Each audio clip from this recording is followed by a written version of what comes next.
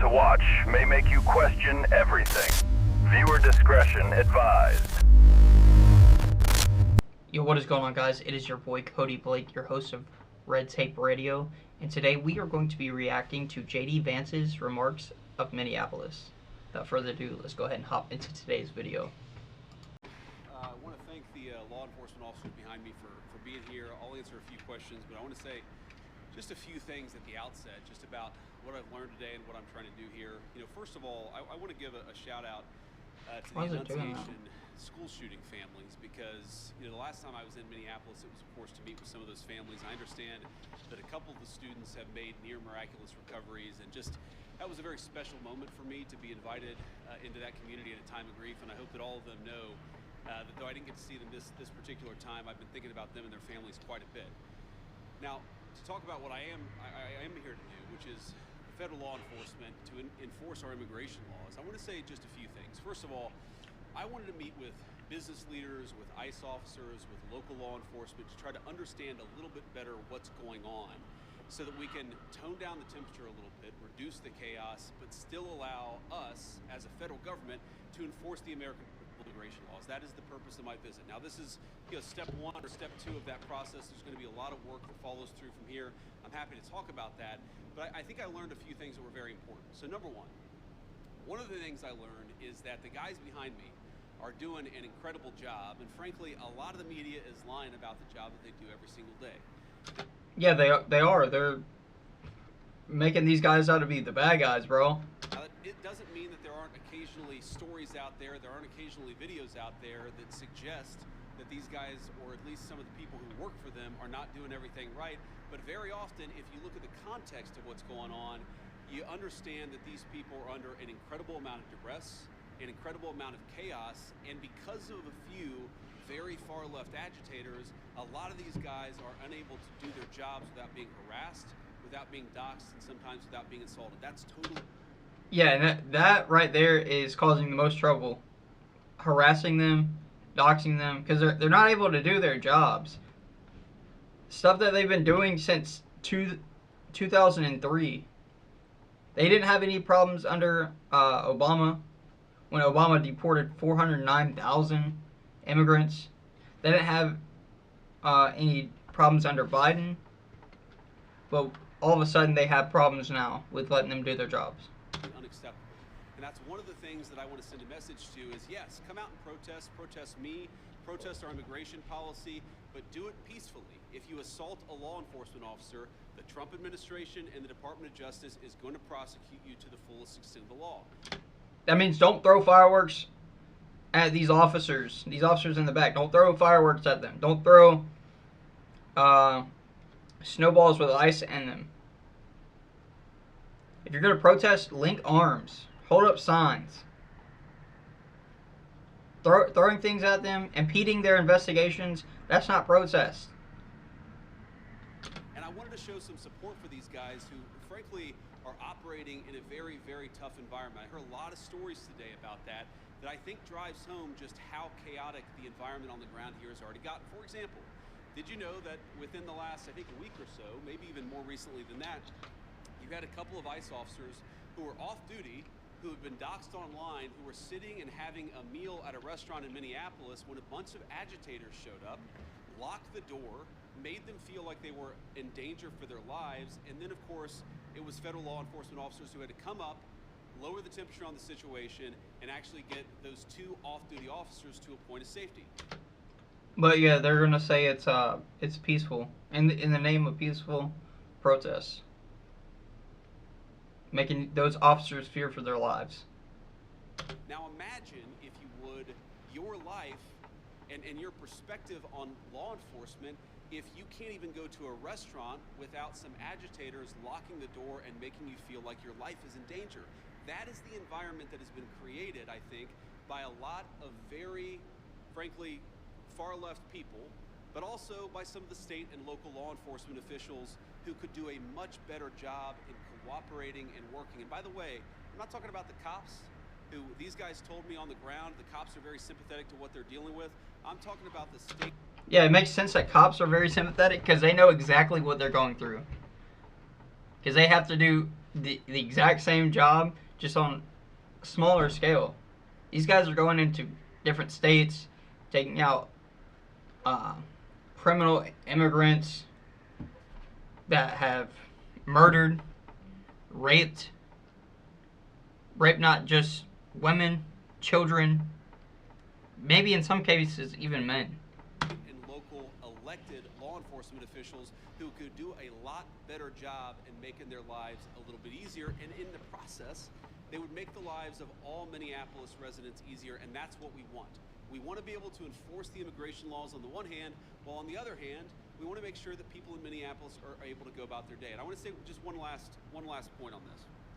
So, I heard from a business leader today who told me a very tough story, and I think so much of what's gone wrong in Minneapolis is people not trying to understand the perspective of somebody else. Try to understand what somebody else is experiencing, whether they're a law enforcement officer or anybody in the community here in Minneapolis. So they told me a story about this manufacturing facility where an illegal immigrant was being arrested, and as these employees are going into the manufacturing facility, all of a sudden an illegal immigrant shows up. They don't know it's an illegal immigrant, and then a bunch of ICE officers descend. Now these people just want to go to work, they want to go to work safely, and now all of a sudden there's a major law enforcement operation happening right outside their place of business. Now from one perspective, I certainly understand why a business leader or why an employee would say, whoa, what's going on? It's a little scary no matter your position in life if a bunch of cop cars show up and they're arresting somebody. That's how ICE has always been, though. They always do their operations as they're going into work, because it's the easiest way to get them. Now, the additional context is that we know that people online have been encouraging illegal immigrants that one way they can evade arrest is by showing up at a legitimate place of business, making it impossible for these guys to actually enforce our immigration laws. So while I can understand the perspective of somebody who doesn't want to see an arrest happen at their place of work, I can also understand the perspective of our immigration enforcement officers who have to do their job and can't allow a heckler's veto over our immigration enforcement. Yeah, And so much of what's gone wrong is the failure to do that. And here's the point. We can do a good job of enforcing our immigration laws without the chaos, but it actually requires the cooperation of state and local officials. If you look at blue cities and blue states, red cities and red states, you go to Austin, Texas, or Memphis, Tennessee, you go to the state of Texas, obviously a very red state, or the state of Tennessee, a very red state, but you've got blue cities within those states, you do not have this level of chaos. The reason why things have gotten so out of hand is because of failure of cooperation between the state and local authorities and what these guys are trying to do. what we should do is pull all the agents out of the blue cities. And hear me out. Pull all the agents out of the blue cities. That all the illegal immigrants move back over into those blue cities, blue states, start causing havoc again, while ICE is cleaning up the red states, the red cities. Get those cleaned up, and then we'll see a difference. And when we see that difference, they're gonna be like, "Well, what about these blue cities? There's a whole bunch of crime over here, all this. Let's do that. Do all that, and I promise you, we will see a different result." We have a ton of resources, a ton of ICE agents in this city right now that I would rather us not have. I'd love to send those guys home. They're not even doing targeted immigration enforcement. They are trying to protect ICE officers who are doing immigration enforcement, because when a crowd surrounds them and these guys call 911, the local officials, the local cops have been told now. So we have people here who aren't. Wait, what did he say? It cut out. We have a ton of resources, a ton of ICE agents in this city right now that I would rather us not have. I'd love to send those guys home. They're not even doing targeted immigration enforcement. They are trying to protect ICE officers who are doing immigration enforcement, because when a crowd surrounds them and these guys call 911, the local officials, the local cops have been told now. So we have people here. Oh, it's cutting out by itself over there. Enforcement, they're doing force protection, so that if a rioter tries to ruin the life or assault an ICE officer, they're actually protected. Now, why doesn't it make more sense for the local cops to get involved in that situation? Why not just have the mayor or the local official? Because they're being told not to help out these guys, or their job will be on the line. That's why. Tell the police officers, you know what? If an ICE officer is being assaulted by a far-left agitator, you are invited. You should actually help them. That's what would work out in any normal situation, and that's what happens in nearly every jurisdiction, red or blue, in the United States of America. The reason it hasn't happened here is because the local authorities have been told, stand down. Do not help ICE, promote the violence, promote the agitation, but don't do anything to lower the temperature and lower the chaos. That's a problem. Here's another example of how the lack of cooperation between state and local officials makes it harder for us to do our job. And because they're not willing to help out, to let these officers do their jobs, more people are going to get hurt. I promise you, more people will get hurt than less people. And turns up the temperature. Let's say, for example, we have a criminal migrant who is a sex offender. And let's say that we've got to go and arrest that person who, Democrat or Republican, wants a sex offender living in their community. I would assume, I would hope. I hope no one, bro. I hope no one. Most people don't. But because they're an illegal alien, we don't know their last address. We may have known their address 3 years ago, but we don't know their address now. What we'd like to do is talk to local officials and say, you know what? According to the Medicaid rolls, where was the last address this person was domiciled? Or according to a SNAP application, a food stamps application, maybe that could give us insight to where this person is today. Or maybe they had some local court trouble. We could go to the courthouse or even the local jail and try to find where this criminal sex offender is today. The local authorities have been told, do not cooperate. So these guys are trying to go out and enforce the law. They're trying to arrest sex offenders, but they're trying to do it in an environment where local officials have been told, do not help them, do not provide intelligence about where these sex offenders might be. This is disgraceful. And there are a lot of things that all of us could do better to lower the temperature, but the number one thing that I learned today is that the best way to facilitate reasonable enforcement of the law, but also to lower the chaos in Minneapolis, would be for state and local officials to cooperate. Now, I will say, on one final positive note, I actually think that there's some hope, some reason to think that there's going to be better cooperation in the weeks and months to come. I think that because I've talked to some of the local officials here. I think there are reasons to believe that these people are going to step up and actually ask the cops to protect our ICE officers when they're being assaulted, who are going to ask the local courts to cooperate with getting criminal sex offenders out of our community. That's a good thing. I hope so. That's the good news, and that's something I'm going to work on when I get back to Washington.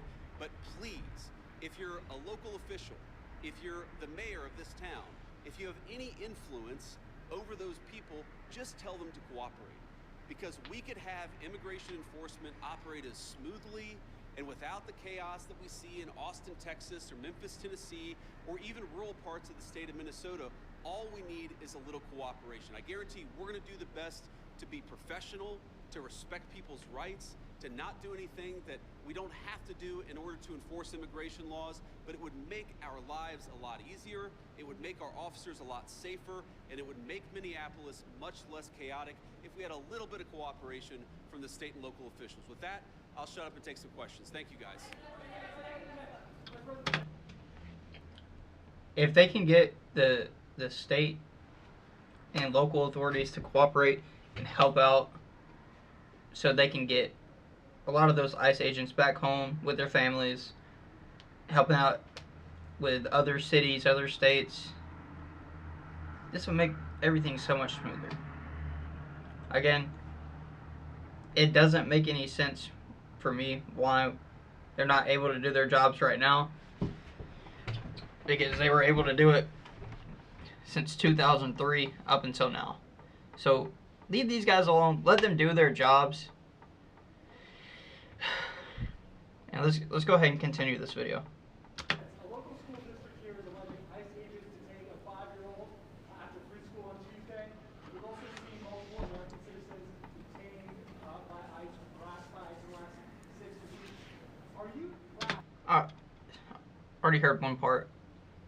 They're detaining U.S. citizens because they're impeding their investigation, bro. It's a crime. They can arrest U.S. citizens for committing a crime in front of them.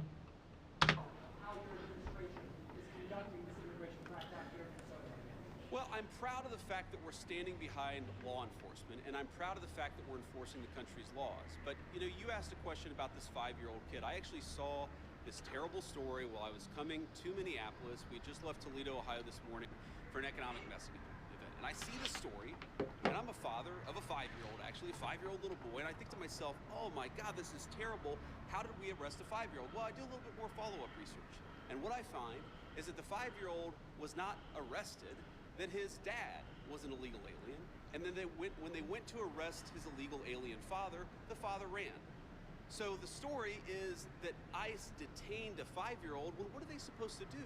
Are they supposed to let a 5-year-old child freeze to death? Are they not supposed to arrest an illegal alien in the United States of America? If the argument is that you can't arrest people who have violated our laws because they have children, then every single parent is going to be completely given immunity from ever being the subject of law enforcement. That doesn't make any sense. No one thinks that makes any sense. Now, you know, there are so many of these cases like that where if you just understand the context, there have been a number of situations that I've looked into personally where I say, wait a second, we don't want ICE arresting American citizens. They're supposed to be enforcing the immigration laws against illegal aliens. So then I look into it and I find out that the American citizen who was arrested took a swing at an ICE officer. You can't have that happen. And of course they have to defend themselves. And of course they have the right to detain somebody who assaults a law enforcement officer. Now, this is my point. Do we want these things to happen? Do we want these arrests to be so chaotic? No, we don't. These guys want it least of all, but if we had a little cooperation from local and from local and state officials, I think the chaos would go way down in this community. You're right, 100% right. After the Renee Good shooting, sir, the administration seemed to suggest... Yeah, well, you can go next. Oh, no, I'm sorry. I thought you pointed it out. No, it's fine.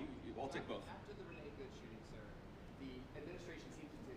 After the Renee Good shooting, the administration seemed to suggest that ICE officers enjoyed near complete immunity. But today you told the Washington Examiner that when appropriate, the administration might take disciplinary actions against ICE agents. So is that a change of opinion? And if so, why the change of tone? No, I didn't say, and I don't think any other official within the Trump administration said that officers who engaged in wrongdoing would enjoy immunity. That's absurd. What I did say is that when federal law enforcement officers violate the law, that is typically something that federal officials would look into. We don't want these guys to have kangaroo courts. We want them to actually have real due process, real investigation, because again, sometimes they're accused of wrongdoing, and it turns out when you learn the context, they didn't actually do anything wrong. But of course we're going to investigate these things. Of course we're investigating the Renee Good shooting, but we're investigating them in a way that respects people's rights and then ensures that if somebody did something wrong, yes, they're going to face disciplinary action, but we're not going to judge them in the court of public opinion. I've spoken at length on this particular case. I think that If you judge people by public opinion, he'd be gone. Because so many Democrats want him thrown in prison and whatnot because he just quote-unquote shot her. He murdered her, even though he's defending his life from her trying to run over him. We just watched it just a little bit ago. Renee Good's death is a tragedy. I also think that she rammed an ICE officer with her car. So the tragedy here is multi-layered. The tragedy is there was a misunderstanding. The tragedy is that Renee Good lost her life. The tragedy is that you have ICE officers who are going into communities where they're worried that if they call 911, no one's going to come to help them. That is what produces this terrible situation, and it's something state and local officials here in Minnesota could solve. Yes, sir. March for life tomorrow, especially in regards to cooperation and family values. It's a shame that kids have to get caught up in all this, and towards that. Well, it is a shame that kids have to get caught up in this. I am speaking at March for Life tomorrow. I'm pro-life, and I'm very excited to speak there. I want to talk about local law enforcement, but look, I am. As a child, I saw people in my family get arrested. It's terrible. It's heartbreaking. It's chaotic. It's traumatic for the kids. I can recognize that, and I can recognize that we got to support these kids, while on the other hand saying that just because you're a parent doesn't mean that you get complete immunity from law enforcement. No, that'd be like a drunk driver going out, hitting somebody, killing kids and everything, and he's got a kid at home and getting immunity because he has kids. It's absurd. To hold both both of those thoughts in our head at the same time. We've got to be sympathetic to the kids who are caught up in some of these enforcement actions. We've also got to say we have to enforce the law without bias, with fairness, but we've got to enforce the law. Mr. Vice President! Chill, that's so loud.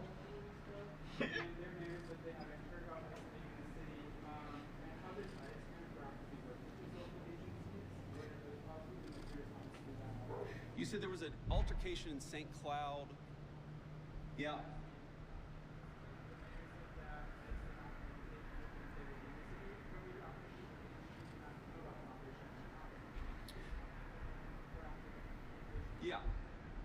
Yeah, it's one of the takeaways. I've talked with these guys before we came on the stage, but during our roundtable and some of the other conversations we've had, communication, we absolutely want to ensure there's good communication between federal officials and state and local officials, and I'm sure that we can do better on that. We absolutely want to make sure that we are communicating, but that also requires a two-way street, and that's the point that I make about state and local officials. These guys will absolutely communicate with state and local officials. They'll tell people if they have to do an enforcement operation in a particular municipality, but part of that is they also want to ensure that if they're communicating about their whereabouts, that's not being used as a weapon against them. Sometimes they tell people where they're going, and then they find out that their agents' faces are on on Reddit or on some social media thread saying, here's this guy, we know he's going to be at this place at this exact time. So that communication has got to be... And that could possibly put a threat to their life as well. Be a two-way street. These guys are going to communicate with business leaders, with local officials, with state officials. We also need the local officials and state officials to do a good job of protecting people when they're in their communities. We're not asking, by the way, we don't want any police officer in this community, in this state, to help us do immigration enforcement. We've got that. But if a protester shows up and that protester turns violent against our immigration officers, we really, really need the cooperation of our local partners. We haven't gotten it yet, but I think if we do, we really can lower the temperature. Yeah.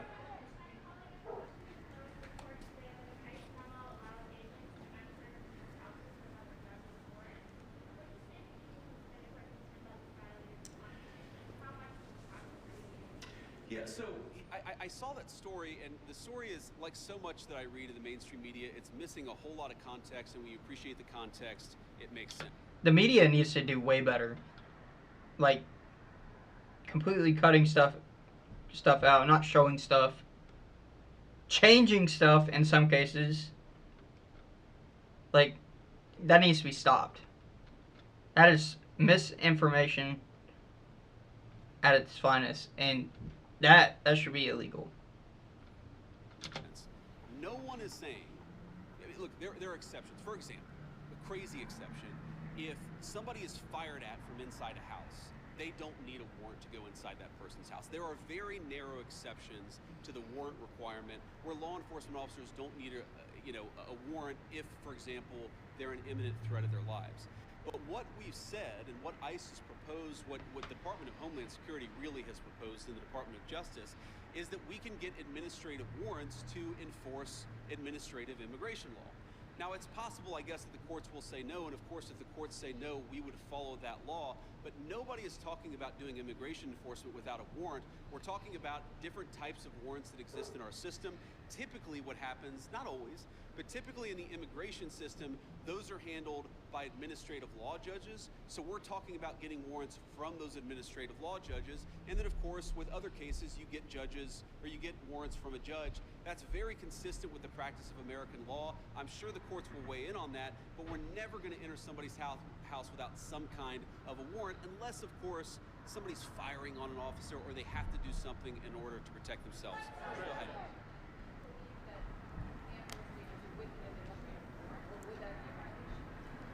Well, our understanding is that you can enforce the immigration laws of the country under an administrative order if you have an administrative warrant. That's what we think. That's our understanding of the law. That's our best faith attempt to understand the law. Again, this is something courts will weigh in on. I won't speak to that. But yes, most immigration law in our country is not done through the criminal system with the judge. It's done through the administrative law system. We're going to continue that practice just as they did in the Biden administration or any other administration.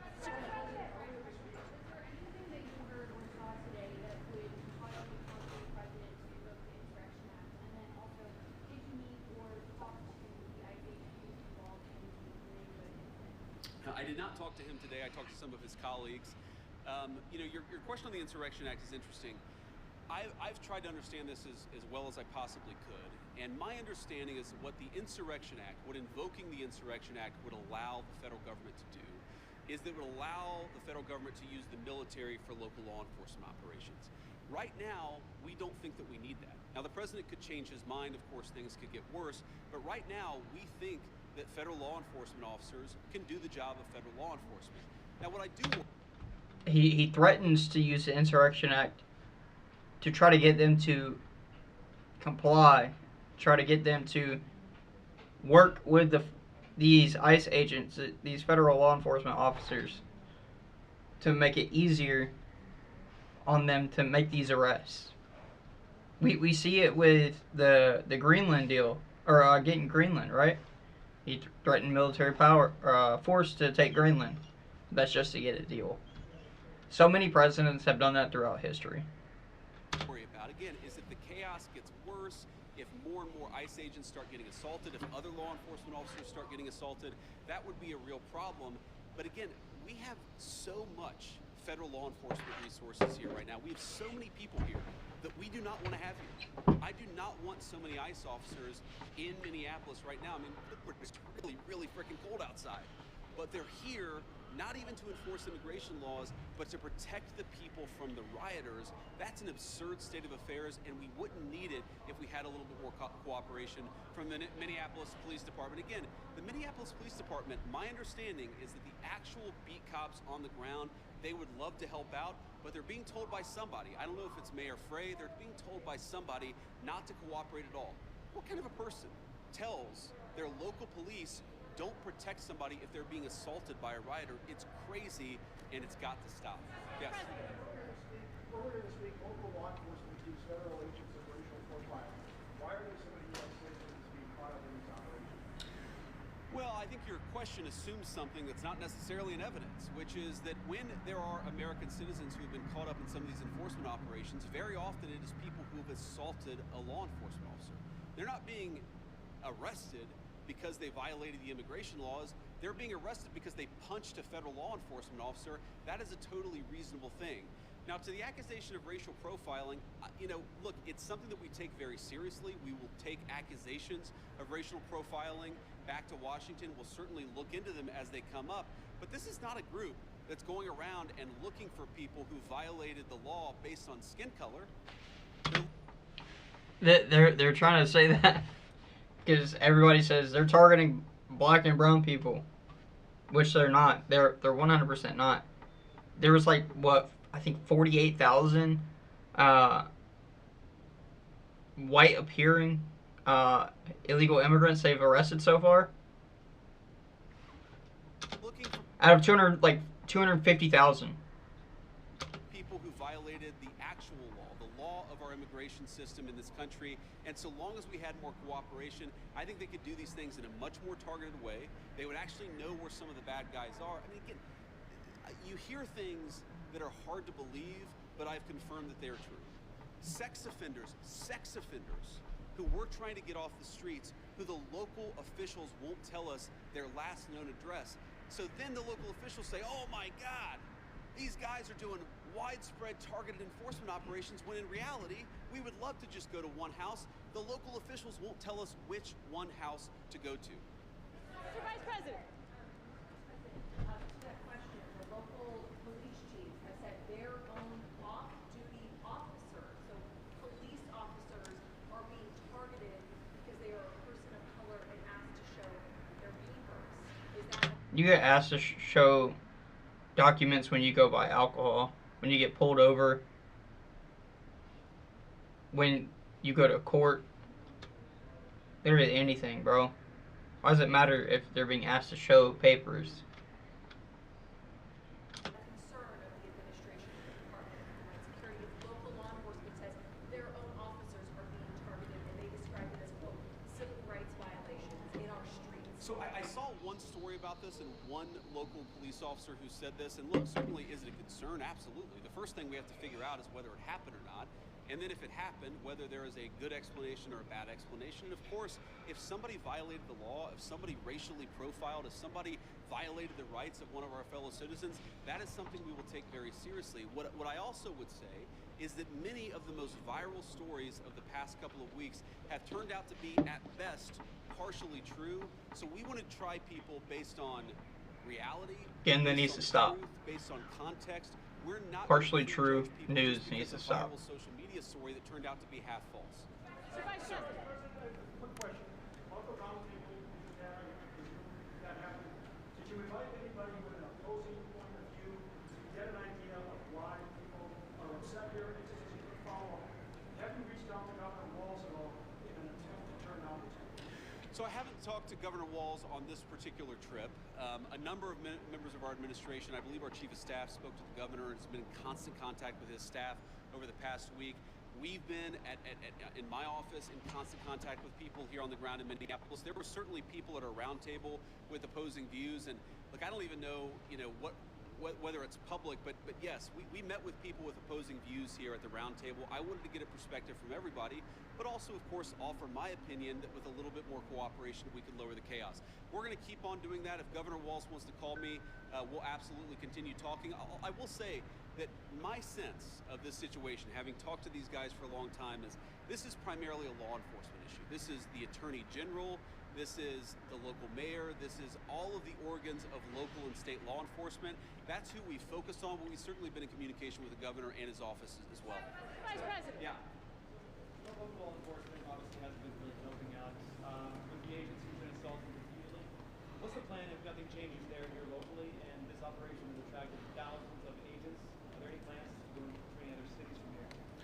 Well, right now we're focused on Minneapolis because that's where we have the highest concentration of people who have violated our immigration laws, and that's also, frankly, where we see the most assault of our law enforcement officers. Our plan is very simple. If you assault a federal law enforcement officer, we are going to do everything that we can to put you in prison. It's very simple. And most of these protesters, as much as I may disagree with their politics, most of them have been peaceful, but a lot of them have not been peaceful. And if you go and storm a church, if you go and insult a federal law enforcement officer, we're going to try very hard. We're going to use every resource of the federal government to put you in prison. Respect people's rights. Respect people's rights to worship. Respect people's rights to do their job without being assaulted. If you follow that basic principle, the Trump administration is going to do everything that we can to protect your rights. But if you go after somebody, if you assault somebody, if you make a 9-year-old girl cry because you walked into her church and harassed her, we're going to go after you with every single tool that we have. Vice President. Yeah. I like that. That was good.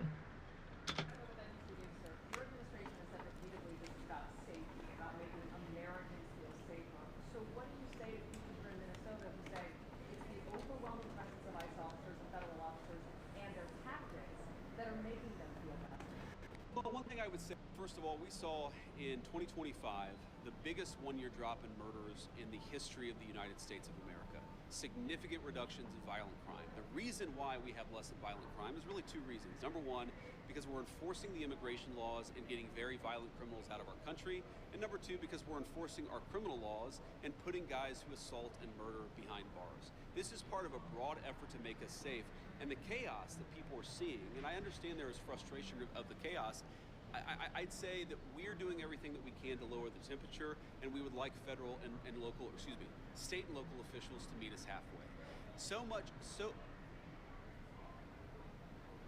it correctly. Are you saying that they're not seeing that it's the tactics or the presence of the officers that are... Look, I'm sure that people are seeing a lot of things that would make any member of our national community feel very upset, but I also think that if you understand this in context, this is the inevitable consequence of a state and local government that have decided that they're not going to cooperate with immigration enforcement at all. In fact, they're going to aggressively not cooperate.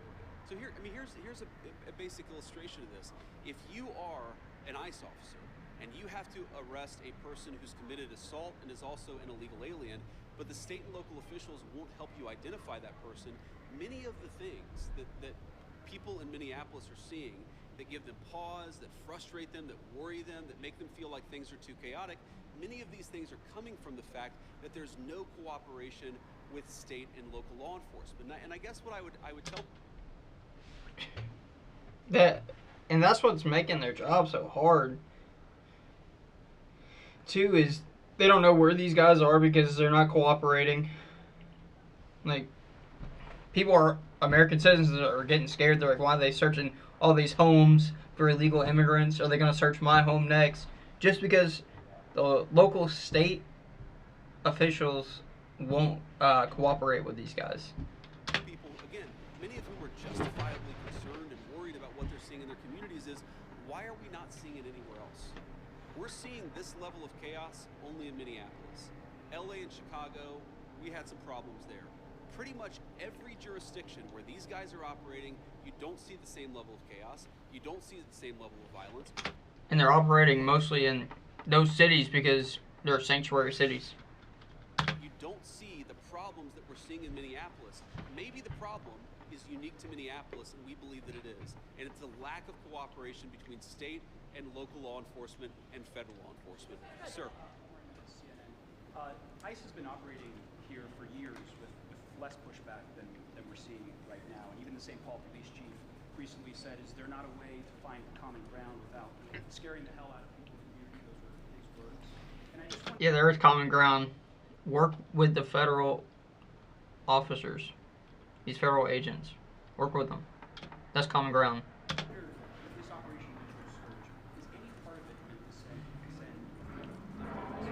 leaders here in Minneapolis and the state of Minnesota? And I know you talked about you've been in touch with the governor's offices, the mayor's offices, but why have you not been able to speak to them directly? Have they not been willing to do so? Well, look, I have spoken to some of the people in Minnesota directly. I spoke to some of them today. I've spoke to others in the past. And again, our staff has been in very direct contact with pretty much every official with any influence or any power in Minneapolis. But no, we're not trying to send a political message. We're trying to enforce the law. And unfortunately, what has happened is that as we've enforced the law, there's been this weird reaction, again, unique to this city. This is not a common thing across the United States of America. There's been a very unique, very Minneapolis-specific reaction to our enforcement of federal immigration laws. What I'm trying to do here today is understand why that is. What is it about Minneapolis that has become so chaotic? What are the specific types of cooperation that we need? Look, I don't need Tim Walz or Jacob Frey or anybody else to come out and say that they agree with JD Vance or Donald Trump on immigration. I just don't need that. What I do need them to do is empower their local officials to help our federal officials out in a way where this can be a little bit less chaotic and it can be a little bit more targeted. Like if we're trying to find a sex offender, tell us where the guy lives. Simple things like that, simple changes in how they're approaching immigration enforcement would make this work a lot better.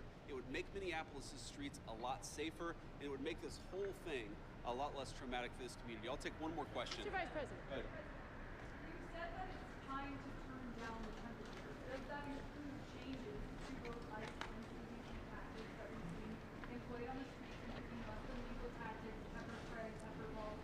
Beyond that, what They're not gonna stop using pepper grenades, pepper balls until these guys stop trying to assault and harm them with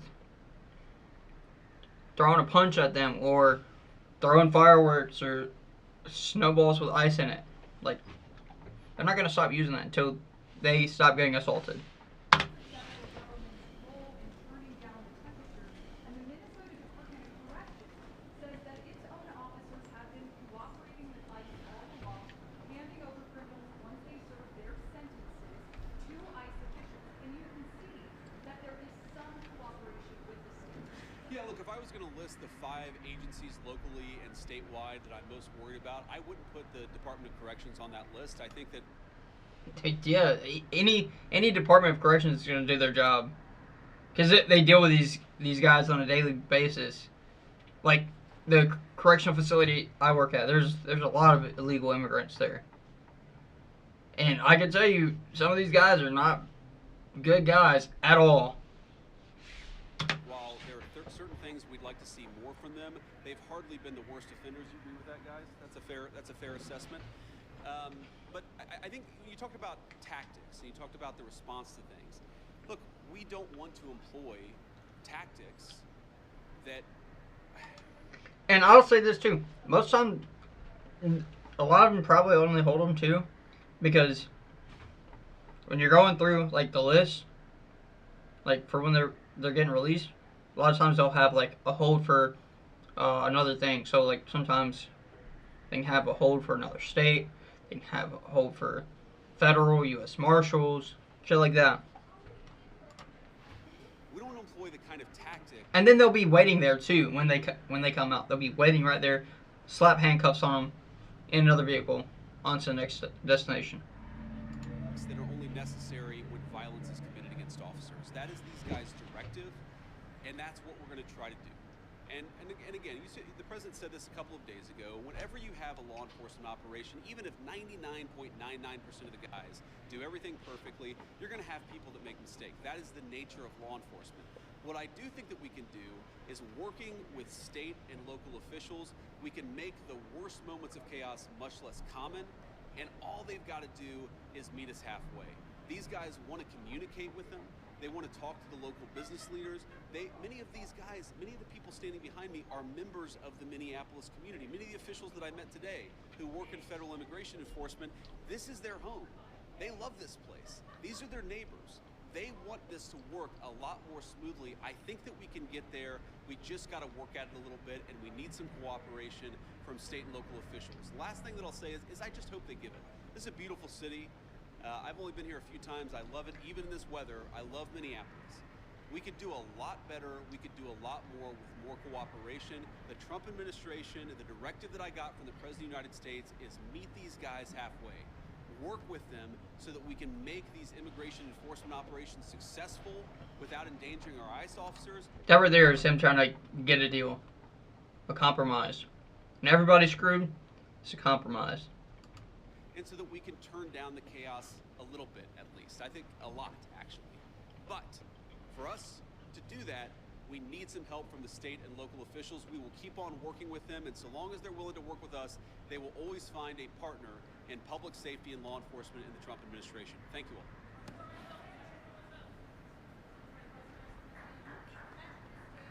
With that, guys, let me know what you think. Do you think he is right? They need to cooperate more, help these federal ICE agents, ICE officers out with the immigration laws, getting these people, these illegal immigrants out of the country.